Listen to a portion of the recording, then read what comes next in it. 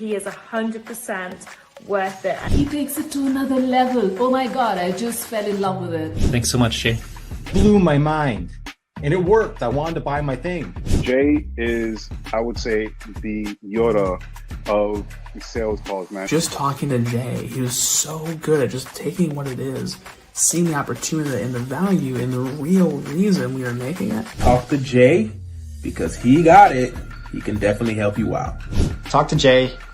You're going to get a lot. You're going to gain a lot. I would absolutely recommend him for any position that you have. Jay's definitely the guy. Give him the chance, give him the opportunity. You won't regret it. He's good at what he does, so I highly recommend him, and I would book him before he is fully booked out.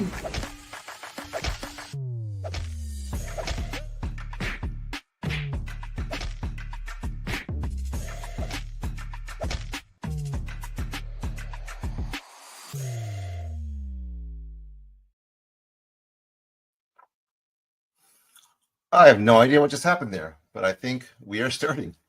So welcome back to another episode of the Sales Ninja Show podcast, where we bring real life, real drama, and going live has some of its pros and cons. And so we are here to bring you the best minds to help you sell smarter, scale faster, and perform at your peak performance level. Today's guest is an absolute game changer and my biohacking coach in the world of high performance and biohacking. Someone who's helping top entrepreneurs, CEOs, and high achievers unlock their full potential by fixing the one thing that most people overlook: their sleep and their energy. He is the founder and CEO of The Sleep Consultant, a company that helps high performers transform their sleep to maximize productivity, energy, and business success. And he's actually pivoting to a SuperHuman brand to help you realize how to reach peak performance energy levels, which I'm very interested in. Sleep and energy, the name of the game. But Riley's journey started with his own health struggles. He discovered that sleep was a missing link that changed everything. Now he's helping others unlock their biology code and achieve sleep nirvana by addressing the root causes of sleep issues that result in energy rather than just masking the symptoms. If you ever wondered how to sleep like a high performer and how to 10x your energy, this is the episode for you. So please welcome to the show, my biohacking coach, Riley Jarvis.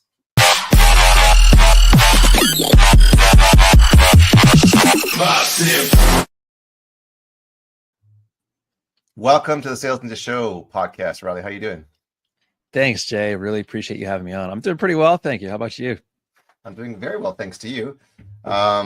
Speaking of which, we have little things that we can discuss, like things like the Aura Ring, which is, one of the amazing tools that entrepreneurs can use to biohack, which is a smart ring. I'd like you to, just share some of those things on the things that can help biohack with tips, tricks, and hacks.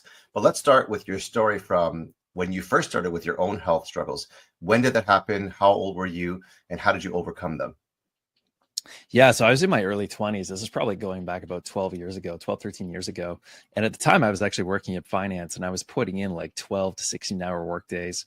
And at the time, at that age, I was able to maintain it for some time. But after a while, I started to burn out. I think anyone kind of would, but just kind of given my past, I thought I'd be able to have a bit more fuel in the tank. But then all of a sudden, I started to experience brain fog. I was becoming forgetful. My energy was tanking. I wasn't able to sleep well. And it was more than just normal. And it happened suddenly. I started to lose weight, and I kind of went downhill in my health in a lot of ways. And I felt like the harder I was trying, the more willpower I was putting in, I was just digging myself deeper and deeper into this rabbit hole. And so went to a bunch of doctors to figure out what was going on. And it took a long time, but I was diagnosed with autoimmune disease condition. And it was kind of nice to know that, but at the same time, you don't know what's the future going to hold with a diagnosis like that. So medications doctors put me on actually made me feel worse. And I kind of fell into a bit of a pit and was forced to quit my job, was sort of bedridden for a period of time. And I had to figure out like what to do, on a first principles level, like what's happening inside of our body. Everybody I turned to wasn't able to help me so much. So I really had to take health into my own hands, roll my own sleeves up, and just figure out, like, if we were like a mechanic looks under the hood of a car, if we look under the hood of our machinery. How does everything work? How do all these different systems and machinery and pieces work? And back at the time, we don't know as much about health as we do today. So I was reading, I changed my career because of it, new education path and everything, and sort of building myself up from there. And that's what kind of transformed into helping other people. They saw me enhancing my health. Sleep was a massive part of it, but it opened a can of worms to all these other things. There was parasites in my gut, heavy metals and molds in my body. Hormones were a mess. I had, some of the biomarkers of somebody 20 years senior my age. So since then, I, within 1 year was able to completely put it into remission. And it's just been going on the up and up since. Wow. Heavy metals, hormones, mold. You mentioned something else like toxins or what? Parasites. Yeah. Gut parasites, leaky gut. There was over 30 things going on. Yeah, my body on paper was definitely breaking down. So at any time, our body can be building up, healing, recovering. We have lots of energy, or we're breaking down. And that's where, in my case, I was losing weight. I was getting low energy. And every time I was sleeping, I was just, my bank account was never in the surplus with sleep. It was always going to the deficit. And I was trying to drink more coffee, energy drinks, just to try and catch up, but it just wasn't working for me. And so I had to figure out, how can I do it where my body is so much in a surplus that I can just effortlessly, by default, energy, like 10 out of 10 energy is the default, focus is the default, 10 out of 10 sleep is the default. And it wasn't by trying harder. It was by making your inner machinery so efficient that, just how you run naturally, like a car that's efficient doesn't burn as much gas as one that's not as efficient.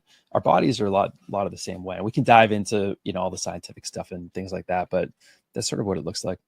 One thought is in maybe a social media content post, and people, this might be polarizing, which actually may be an okay thing, is the difference between like a gas powered muscle car and an electric vehicle that has not a lot of moving parts, and you can really, maximize the efficiency and the speed. Like I see on these YouTube videos where there's 1,000 horsepower, like muscle cars that are loud and the mufflers are huge. And you have a Tesla that beats it, just with simplicity. Totally. Right. And that may be an example of you might be working out, you might be doing CrossFit, you might be eating, what you think is well and getting the protein, all this stuff and counting your macros and blah, blah, blah. But maybe inside or under the hood, what you may not realize is the heavy metals, the hormones, the mold, the gut parasites, the leaky gut, all the things that are plaguing you. And on the outside, you're trying to do everything you can, but you're losing sleep, you're losing energy, you got brain fog. This is people don't see behind or under the hood because, in the car analogy, I'm not a mechanic. I don't really know much about cars. And that's why mechanics take me and flog me because I know nothing. And they say, oh, that oil change is going to cost you $6,000. And that's exactly what happened when I went to the dealership, because they're like, you need this, and this. And then I went to a trusted mechanic and he said, you probably need about $1,500 of work. The other $4,500 is not necessary, or maybe for a later date. And that's what we need. And Riley, you've been that for me. You've been that trusted advisor. You've been the one that, would say, you don't really need this. You might need this. I would suggest this. This is because this is the problem that you're facing. Let's talk about some of these problems that you face, because I know people who are listening are facing this, whether they know it, like it, or want to admit it. Let's talk about gut parasites. Are we talking about when you eat too much sushi and you have parasites that are eating away in your body, or is it something completely different? Yeah, it's a really good question. We watch those documentaries of, the parasites, and it can mean so many things. And I think a lot of people think parasites when they go down south to Mexico or some second or third world country, and they have some of the water, food that's bad. They'll end up getting diarrhea. And of course, those are parasites, and those are the big ones. And usually when we go to a doctor, like our local family doctor, we'll test for those. The unfortunate thing is a lot of those tests are meant for the mass population, and they're great. We'll be able to detect a lot of things, but unfortunately there are so many different variations of gut parasites, and they can really bury themselves inside of our intestinal walls and gut lining. They kind of cover themselves with these biofilm mucus shields. So they're really hard to detect, number one, and then to eradicate them. That's the second thing that can be difficult sometimes. And so exactly where do you get these things from? Well, you could get it from, let's say, even 10, 20, potentially even 30 years ago, you are swimming in a lake, the ocean, and some water comes into your body. It could be from fish. It could be from a second or third world country. typically our body, if these things come into our body, we should be able to fight them off. But if our immune system is compromised at that time, they can easily make their way into our body and stay there. And essentially what they do, and there's different variations of the gut parasites, but even if we're eating a healthy diet, like if we're doing all the right things, eating the right foods, we're doing all the exercise, but we still feel like we're not at our 100% peak potential, there might be something deeper happening that's there. And so these gut parasites can actually steal the nutrients from the foods that we're eating. Now our hormones can't use it. Now our brain neurotransmitters can't use it. And these are all the building blocks that we need for focus, for energy, for better sleep. So what we're doing now with these gut parasites is we're burning more fuel just to try and get through our day. And if we don't think we have focus, we're going to be going for surface level things like coffee to put a Band-Aid on the issue, or energy drinks, or, different forms of medication, which lasts, at the time it feels great, but long-term solution is not sustainable. So gut parasites are just one of them. And then typically, you can take natural herbs, and there's different things you can take if you don't want to take the medication route, to really eradicate these things in a pretty short period of time. And then when it's gone, it's gone. And I've seen people, with anxiety, they can't sleep. People think their brain issues are related to their brain, but it's actually related a lot of the time inside of our gut, because our gut and brain have this two-way communication channel. And that's why they call it the second brain. And our gut bacteria, people know, it's super important for our metabolism, to lose weight, to gain muscle, our well-being, creating foods, our energy. The more and more of the science that's coming out, it's sort of along the lines of nutrigenomics is a new emerging field. We're going to be seeing that this is more and more important. And this has to do with parasites, but we want to make sure all that stuff's out of there, all the toxins, all those deep-rooted at the root cause level things. Then we can switch more to a maintenance mode and, live our healthy lifestyle. But if we are trying to, push the throttle every single day, and having all these things inside of our body, it's really like climbing up a hill when you could be, cruising down a mountain, when these things are outside of your body.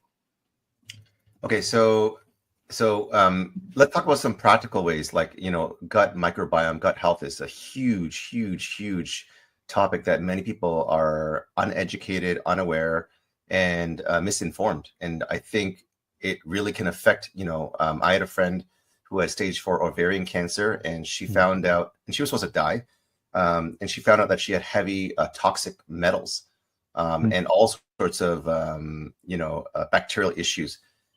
So what she did was she did a detox for I don't know how long, and she took sublingual vitamin sprays, and when they did the blood work, they could see the spike in the vitamins going into the bloodstream. And there's this thing, and you can address this if you can. Like I heard, and I'm not a professional, I'm not a health, expert, but someone was saying, when you use some of these mainstream, vitamins or drugs or whatever to help you boost your nutrient intake, it's questionable whether the FDA has approved it, but does it really have the substance and the vitamins that are in there?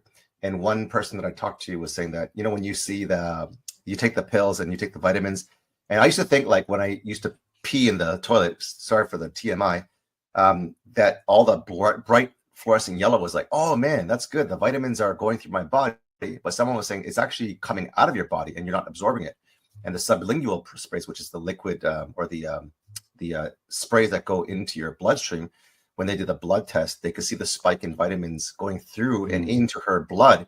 And anyways, she got healed, and she is healthy, and she's one of my clients, and she's doing very, very well. Wow. Can you talk to vitamins and, and then I have a couple of more questions on gut health. Absolutely. So vitamins are really key. And most of us are really depleted in vitamins, nutrients, compared to 50, 70 years ago. Back then, we had way more nutrients in the soil. So naturally, the food that we were eating, we were getting sufficient amounts. But now with the growing population, with farmers, spraying crops and everything, the nutrient density, especially with magnesium and all these different vitamins and minerals that we need, we're pretty much deficient, even if we're eating a healthy diet. So we really need to supplement with the right supplements in order to get that, especially with modern day stress, especially with modern day toxins that we're exposed to. We just need it more than ever, because with stress, a lot of these minerals, vitamins are just being depleted. And so you always want to keep it at that surplus. You don't want too much of one, of course, and there's always the best optimal dose that you want to take. And everybody's different based on their genetic needs. But what's really important is you get the right nutrient quality. You touched on this, and we want to make sure that the supplement that we're taking, because this whole industry, especially with vitamins, is really unregulated. So you could be taking something that is full of filler and everything else. So if you're taking zinc from your local Walgreens or Walmart, it could be full of filler, versus if you go to get it from a pharmaceutical brand, you might pay a bit more, but it's actually a lot more worth it. And it's unfortunate because when they do scientific studies and they look at these vitamins and they say it doesn't work, a lot of the time they just don't use reputable brands and it's full of filler. What's actually inside of there is maybe only 5 to 20% of what's inside of there, and it's not 100% of what it should be. And in some cases, that filler could actually be potentially dangerous long term if you keep ingesting it. So you just want to make sure it's the good quality there. But once you start taking these vitamins, there's sort of essential ones, and we can get into all this. But I think the most important is going to be magnesium. Magnesium glycinate is a really important one. I think about, over 50% of the USA population is deficient within it. Another one is going to be vitamin D. And you always want to get your levels tested to see what those are. But vitamin D, especially the drops, extremely important. You can look at other things too. General multivitamin, fish oil is good. B complex is also good, because this is where the energy piece will come in. When we are stressed with external stress or internal stress, that is going to deplete our B vitamins, which we need for energy. It's going to deplete our magnesium. And so if we're running in a deficiency, if that bank account is in a deficit and we're stressed, it'll just run more into a deficit. And so we always want to make sure that, one, we're addressing those external and internal stress levels. And then 2, making sure that we're keeping those key nutrients and supplements sort of where they need to be. The best way to do this would be through blood testing, so you know what your amounts are. But generally speaking, we can take these specific nutrients and minerals in a pretty safe way. And for the most part, more than likely, we're probably deficient anyway. But if you did take too much, you would have signs that you would know of ahead of time. So I have a vocal coach because I sing and lead some musical worship in my church. And one of my vocal coaches was saying gut health is really important, even for the vocal cords and the vocal health.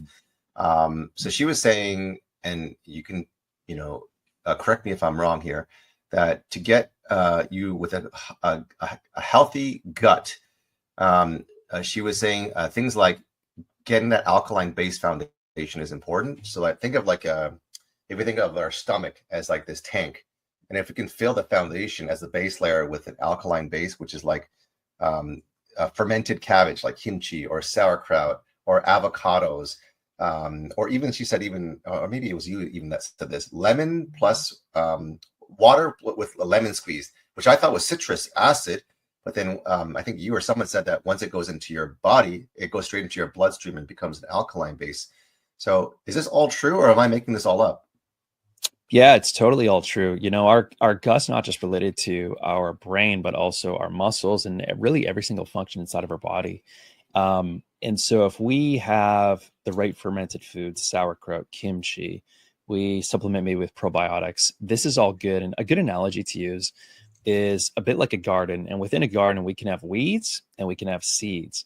Now, all those good things we're putting into our gut are like the seeds. But if we have weeds in our gut, for example, parasites, worms, viruses, and things like this, and if you're planting seeds in a garden that's already full of weeds, I mean, it's better than nothing, but you're just still going to have the weeds that are growing there. And the seeds don't necessarily remove the weeds. So we sort of have to take a separate protocol as the step one approach.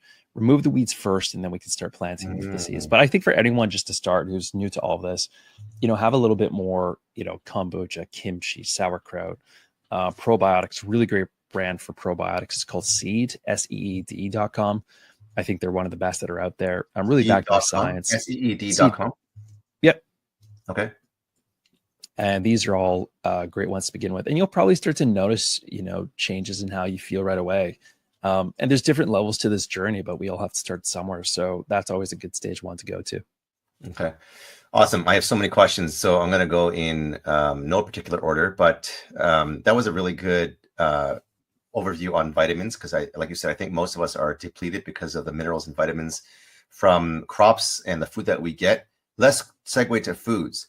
What we see in both the supermarket, grocery store, and even so-called healthy / whole foods may not be what they actually are. And I've heard so many people say, and people who have worked on organic farms for like blueberries, saying that they're the same as the regular, they just market it differently.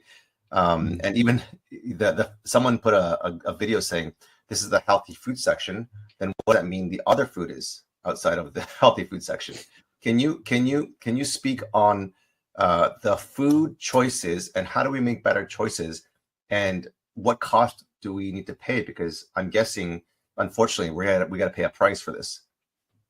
Yeah, so some foods it's worth paying more money for, and this is something that's really good to Google. And what it is the Dirty Dozen, and you also have the Clean 15. And what that basically means is the Dirty Dozen are the foods that have the most amount of pesticides and everything sprayed on them, and those are typically the foods we want to get organic. The Clean 15 are the foods that typically have skin or something on them, so we don't have to necessarily buy those organic. But just to give an example, like a lot of them sprayed of the Dirty Dozen would be like blueberries, strawberries, nectarines, peaches. A lot of these types of fruits we definitely want to get on the organic side. What's also a really interesting fact is you can buy especially berries, because they're low in sugar, you can buy them frozen. They actually have a higher nutrient content, and it's nice because you just store them. They're typically cheaper than freshly bought ones, and they stay longer. You can put them in a shake. That's so you true. Can have them. Yeah. So that's the main thing. Then what you also want to do is focus on clean foods. Everybody knows what that is. Eat whole foods. What that means is foods that are just not as processed. So if you look at the ingredients and there's ingredients that you don't even know how to pronounce, there's probably a chance that they're not so good for you. So if you can go with like paleo food, so like a paleo diet, like what are the foods that we would typically eat, thousands of years ago? That's going to be meats, that's going to be fish, that's going to be whole foods. Those are great to start with, because the issue is when you start to eat the processed foods, it starts to make our body inflamed. It's going to start to make our gut tissue inflamed. And when our gut's inflamed, our brain is going to feel inflamed. And what that means for you is brain fog. You can't focus as well. You're not going to be able to sleep as well. So it's really all related. And once we start switching these foods around, then the inflammation in our body becomes less. Blood sugar starts to regulate better. Our hormones start to work better. Our brain starts to work better. We're going to notice it within our personal lives, within our business life. And I've just seen so many times people be able to close more sales calls because they can read the person on the other end of the line better. Their aura ring scores are higher, sleep scores are higher. It just all correlates to each other. And I've just seen it for years. 83. There you go. 83. Before Riley, I was in the 50s, 57s, maybe 60 on a good day. This is literally today, 83. Wow. Amazing. And, 77 sleep score. I had 7 hours and 35 minutes, which is usually about 4 to 5 hours. You have all my charts. So working on it, and sleep is my kryptonite because I am so excited about life and work that work doesn't seem like work. And I have a hard time turning that ideation, creation, innovation, helping serve others off. It's like an infatuation. It's an obsession. And so I have to force myself to turn that engine off and force myself to go to sleep and wind down earlier. Let's talk about sleep, because this is something I think many people struggle with. I have family members that have insomnia. Some of them will sleep 2-3 hours after work because they're so exhausted, like maybe because of the things that you mentioned earlier, probably based on their dietary choices and lack of fitness, which is going to be a perfect segue from foods to sleep to energy and fitness. So what are some ways that we can help get people more sleep when, number one, they have sleep issues, or maybe they don't want to go to sleep like myself? What are some tips? What are some tricks? What are some hacks? Yeah. So one of the first things that you can do is figure out what your chronotype is. And it's called your sleep animal sign. What basically is genetically, what is the best time for you to go to bed? And what is the best time for you to wake up? Because what we want to do is match our environment and our schedule to what our genetics actually are. And the more we can go in alignment with our genetics, the more that it's going to pay us back in how we feel and how we think and how we act throughout the day. And so there's two ways to do it. The first way is you can do a quiz, which is free, or you can do a genetic test and figure out what your hardwiring is. And that's probably the more accurate way. But to start, you can go to thepowerofwhenquiz.com. I think it's a 10-minute quiz, and it's going to tell you what your sleep animal sign is. It's not by me. It's by the power of when quiz.com. And it's by probably the most well-known sleep doctor in the USA, Dr. Michael Bruce. And after you answer the questions, it's going to tell you if you are a dolphin, a wolf, a lion, or a bear, and what is the best time for you to go to sleep, what is the best time for you to wake up. And a lot of people follow a schedule that is too far ahead or too early of what their genetics actually need. So they sometimes will typically feel tired midday, and that could be because they're waking up too early, or they're waking up too late. They're going to bed too early, or they're going to bed too late. So the more that we can match it, this is a really good way to start to figure out what that is for us. If we combine this with the Oura Ring scores, the Oura Ring, what you have is so amazing, because we think we know how we feel. We think we know what our body needs, but what we typically find is when we start tracking this stuff is it's way different at the beginning. And we start to get better at it, and then we get a better sense of what we actually need. But combining this with the Oura Ring and tracking that over time is a really great way to start. Amazing. So okay, that's great. I'm going to definitely take that quiz because, some people, I talked to another guy who was a very successful entrepreneur, actually two guys. And, I would say things like, I'm a night owl or a night hawk and stuff like that. And then they were saying, well, there's not like, and this is maybe where the study is kind of controversial or polarizing. They were saying that the choices that you make are how you live. And, basically you can train your body with habitual decisions that you make to sleep earlier. If you sleep earlier, you wake up earlier. If you wake up earlier, you get tired faster, which means you sleep earlier. So it's like this rhythm or this pattern of life. Mine has been historically, because I'm a musician, I'm more creative and artistic. I find my, creative brain working late into the night when everyone's sleeping. And it doesn't really work well with a wife and 3 kids and a dog. So how do I break out of this, or should I break out of this? Yeah, and that's a tough thing too, right? Because one thing is our bodies can adapt to everything, to anything. Like over, thousands of years, we've adapted to our environment. So if we've been waking up to go to work at the same time for, 10, 20 years, our body is going to be adapted to that. But what's really interesting sometimes is somebody swears that they're a morning person, but when we do a genetic test on them, they'll come back as a night owl. They're a nighttime person. And they're like, that can't be, because I've never been like that. So what we try doing is we try switching their schedule ahead by a couple hours. Within like 2 or 3 weeks, energy goes up, focus goes up, sleep improves. So it takes a little while for us to adapt to the other thing. But when we know genetically what we are, or through this quiz, we can get closer to that, we're going to be really, it's really surprising to us just how much we're going, in alignment to what we need. But what can you do if you have a crazy schedule like most of these high performers do? So there's a couple of things. So in order to turn your brain off, what I would suggest is there's a couple of tools that you can use. The first one is there's a supplement. It's called L-theanine, and that's something you can use to slow down your brain waves, and it helps with cortisol. Another one is called GABA. Whenever we drink alcohol, GABA is a neurotransmitter. And whenever we drink alcohol, it is tapping into that GABA where we feel this sort of relaxation feeling. Now we can mimic this naturally through the supplement called GABA. And I like the chewable ones. I think there's a brand called Natural Factors. And one of the chewables is called L-theanine. And the other one is called Pharma GABA. L-theanine is L-theanine is Theanine. Theanine. Theanine. And then E at the end. Okay, gotcha. Oh, an E at the end. Yep. I was saying to you in our WhatsApp private chat that I hate swallowing pills. So anything that I can get that's a gummy chewable, and because they taste amazing. And you gave me the iherbs.com.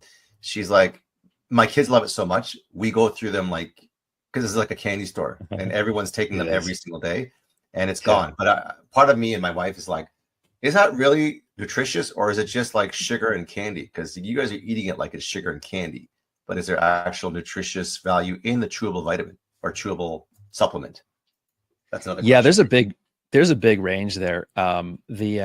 There's a lot of nutrients in those for sure. The chewable gummies though can come with a lot of sugar because they taste good and people want to have more of it. You have to be careful though, because if you have too much of any nutrient can be a bad thing, especially if your body doesn't need it. And everybody's different. But I know they taste amazing, right? I mean, I could eat them all day myself. But these are actual chewable vitamins, so they're not gummies, but they're just chewable vitamins. They taste good too, and I think there's really low sugar. And sometimes they'll just have stevia or a natural sugar. That's even better. It's all inside of there. So it's not so bad on your blood sugar. Okay. So that kind of slows you down, is that what you're saying? And relaxes you? So it's going to, let's say you're revving in 6th gear. It's going to shift you down to 1st gear a lot easier. So you can help with, sleep. And this is sort of on like your brain neurotransmitters, your hormones. There's a lot of ways that you can be revved up. One can be your immune system. One can be your brain waves. One can be because your thoughts are just racing. So what we're talking about here is tapping into those brain neurotransmitters that are naturally calming, to calm that brain down, to calm that body down. So that first one I told you is called L-theanine. The second one is called pharma GABA. So it's pharma, PHARMA, and then GABA, GABA. And the same thing by the same brand, Natural Factors. They're chewable too. And I really like to combine those two together, the L-theanine and the GABA. Yeah, I'll typically use both at the same time. One of the chewables isn't really a high dose. And what's nice with those is you can just chew them, see how you feel. If you need a little bit more, you can chew them. And they're very fast acting because they dissolve quickly in your mouth. Versus if you take a capsule, it might take, 20, 40 minutes before you feel anything. So that versus melatonin? So that's the next one too. So melatonin is another one. So what I just said is to really naturally relax your body. We want to use melatonin as a last resort. It's good to use, but if you're using melatonin, especially at the doses people are using them, they're extremely high. It can actually interrupt sleep. We can build a tolerance to them. So we want to, if we're going to use melatonin, we want to keep the dose low, typically around like 0.2 to 3 milligrams tops a night. And again, we probably only want to take melatonin 3 times a week max. We want our body to naturally have sufficient melatonin, because if we're not falling asleep quickly, even if we're staying up late, it's probably a sign something under the hood of our biology, why we don't have enough melatonin, why our circadian rhythm, maybe our cortisol is too high at nighttime. Like there's probably something happening under the hood of our biology why we're not able to fall asleep. So some of these are clues. Like if we're not able to fall asleep, something's going on there. And if we have a supplement and it's working, sometimes my question is, well, how come when we look upstream, do you not have enough melatonin in the first place? And that could be because you don't have enough nutrients, sufficient nutrients, or the byproduct and the precursors to make melatonin in the first place, because you might have a gut parasite that's stealing the food. So you don't have sufficient tryptophan that goes to 5-HTP and serotonin to make the melatonin. Same with dopamine, like for focus. So all this comes back to the foods that we're eating, but how much of that food is actually getting absorbed for our body to actually work in the first place. I can't believe those parasites, man. They're living rent free and stealing everything from us. Yeah, expensive real estate. Expensive. So when you said the melatonin and you said use it sparingly, maybe 3 times per week, how many milligrams did you say? 0.2 milligrams? Is that what you said? Yeah, I would usually say about 0.3 milligrams. Like ideally, like lower the better. 0.3 to about 3 milligrams. Okay, gotcha. I gotta check my gummy. I don't eat them or chew them very often because I sleep really well when I sleep. My son, who's 14, he's very tempted to, because it's like candy-like and he wants to sleep better. So I got to be careful with that.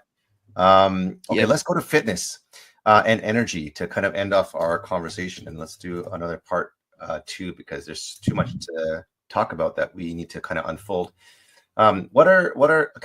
So some people will say there's 10,000 steps that you can do, which is, the breaking the code for fitness. Some people say that a HIIT, high interval, intense training. One other health coach that I was talking to was like, if you can do 10, 15 minutes, like even 2, maybe 3 times a week, that can do better than what CrossFit and 10,000 steps a day, because you're actually taking your resting heart rate at a higher level of intensity, and you're working your body harder. And like, what are some hacks and tips for fitness and energy to get to that superhuman state? Yeah, so you're right about that. I mean, for high performers, for busy people, efficiency is the name of the game. So high intensity interval training is true. And so if you can and there's different forms of it, right? Like we can sprint, we can cycle, we can do stair climber. There's a lot that we can do. Sprinting is one of my favorite. And if you can, for example, sprint for 1 minute, rest for 90 seconds, sprint for 1 minute, rest for 90 seconds. And if you do 4 to 6 of those cycles, you only need to do that about 2 to 3 times a week. And what you're gonna find is you actually target the fat to be lost. The problem is when we do a lot of this long, drawn out cardio, we're running for an hour, we're running for 2 hours. That's good, but you can also be burning muscle at the same time. And it's a big reason why, if you look at marathon runners, they don't have a lot of muscle mass. Sure, they have low body fat, but they've lost their muscle too. If you look at a sprinter like Usain Bolt, they're explosive. They have low fat, but they have a lot of muscle at the same time.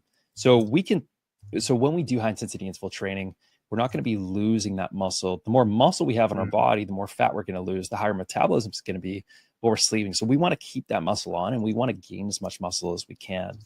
And then when we do high intensity interval training, we're going to target that fat to be lost. So it's really efficient. It works so well.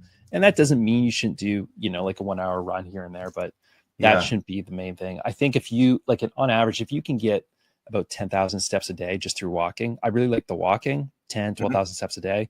And if you combine that with high intensity interval training, that's really good. And especially saving our steps for after the meals we eat, like even a 10-minute walk after dinner, lunch, a big breakfast.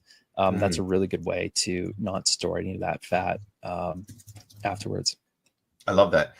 You said something that kind of can be shocking to the people who are listening. More muscle we have, the more fat we're going to lose. Would you say that like the heavy lifting and the high interval of intensity can help you lose more fat than running on the treadmill for like hours? Yes, totally. So, and everybody's different. Like if you shouldn't be lifting heavy weights if your body can't support it. So you have to gauge where you are. But if we lift heavier weights to gain muscle, and we're kind of going into the weeds here, but ideally, if we want to gain muscle, it's called progressive overload. So every workout that we're doing, we want to increase the weight of that exercise by about 5 to 10% if we can. And that's why it's so good to track these things.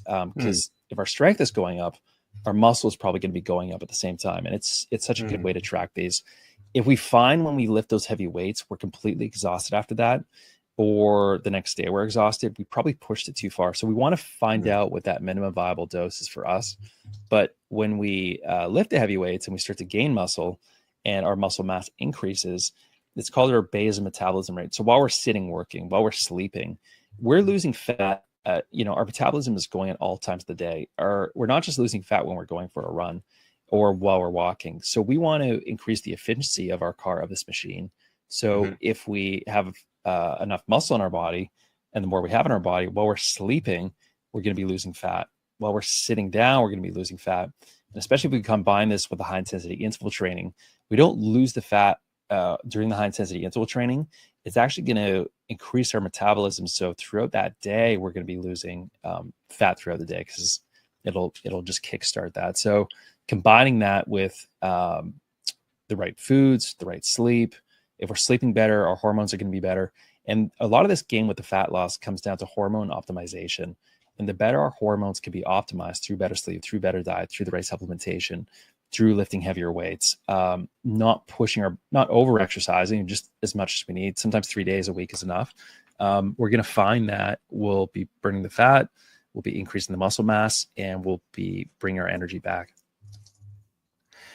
And this is a weird question, so take this with a grain of salt. My family doctor said my body weight has not fluctuated more than 5 pounds high or low in the last 25 years. I'm talking number 2, bowel movements. When we talked about efficiency and metabolism, when I told my brother-in-law how many times I go to the washroom, number 2, he thought I was like sick, like strange. Right. And I think like mine was like 4 or 5 times a day, and his was like once every other day or once a day. And he's like, there's something wrong with you. And I work out like, every single day. I do HIIT intervals like 3 times a week. I take, you tell me all the supplements. I take the supplements. I try to sleep really well. I feel like my body is like a high performing peak machine to get to the max efficiency. Am I out to lunch with my bowel movements? Is there something wrong with me? With my metabolism? Yeah, I mean, That's pretty high. You said about five, 6 a day. Oh, 4 to 5 times.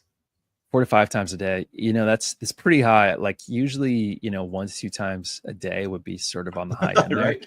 And the reason why, there could be over 20 things going on, but you're doing all the right things. Like, is it a parasite? Is it something else? Could those things cause it? Absolutely, potentially. Could it be something else? Could it be maybe a food you're eating you're sensitive to? All those things could be playing a factor. Could there be something genetic there? Maybe. I mean, you're doing really well. It's just, these 1 to 2% that you want to shift and change. You might want to look at, but for some people, it's totally normal. If there's no other warning signs, you have to consider the full picture, right? Like if everything else is good and it's just that going on, maybe everything's fine. But that's something you can definitely look at deeper. Okay. Last question: cold plunges and red light therapy. Do or avoid? They're fantastic. Highly recommend. A couple caveats. So do cold plunges on a day that you don't work out. You ideally don't want to do any cold immersion. I think it's 4 or 5 hours after a workout. The reason why I'll go into this other point, but the reason why is because it can reduce our muscle, the muscle that we gain afterwards. It's best to expose your body to heat, like dry sauna, a steam sauna, after we work out, and then you can do maybe the cold after 4 or 5 hours. But we ideally want to save that on a day that we're not doing weightlifting, if building muscle is the goal. But in general, having a cold shower in the morning, cold plunges, these are all such good ways to reduce body inflammation. The health benefits are there's so much metabolism, our brain neurochemistry, inflammation side of our body. And if we can combine the cold plunge with sauna, so if we can do the hot cold and do different cycles, I'm not sure if you ever been to like an outside spa where you can do the hot and do the cold. No, not yet.